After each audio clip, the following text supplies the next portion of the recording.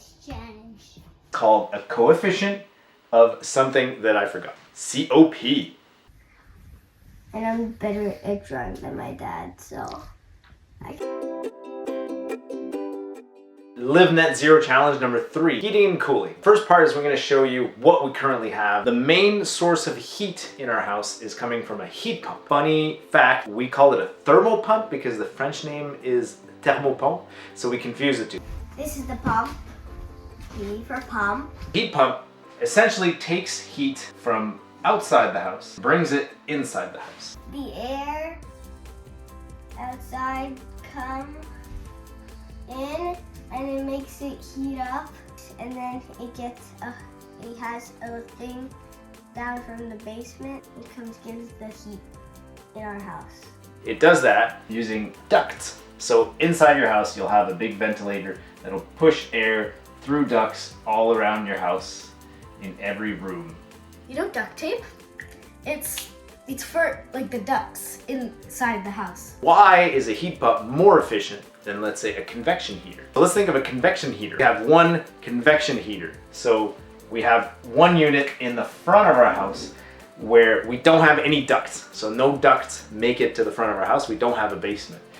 So what I didn't know is that we had a convection heater. We have one in the front, so I didn't actually know what the name was.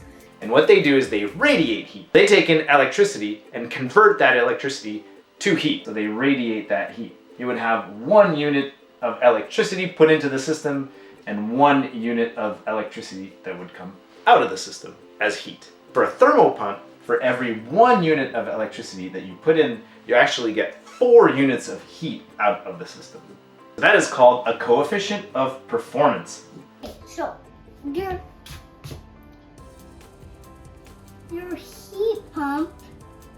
Oh, what is a BFFF? Measuring heat pump efficiency is pretty complicated because when you're transferring heat from outside into inside, the efficiency of the system is going to be really changing depending on what the temperature is outside and what the temperature is inside. So there's really 2 metrics that are used. And so what they do is they measure the average efficiency over the entire season. And there's 2 seasons. There's the heating season and the cooling season. For the heating season, the metric is called HSPF. And for the cooling season, the metric is called SEER. Our heat pump has a SEER of 13 and an HSPF of 7.7. Heat pumps are sometimes limited to how low of a temperature they can do this heat exchange. Our heat pump actually only goes down to minus 12 degrees Celsius. If it gets to minus 13, it can't transfer that heat back into our house. We have an additional unit over here called a furnace. So below minus 12, the furnace kicks in, converts electricity into heat, and blows that through the house using the same ducts as our heat pump. When the heat comes into the basement, the door has cracks in it, so it gives heat on into our house.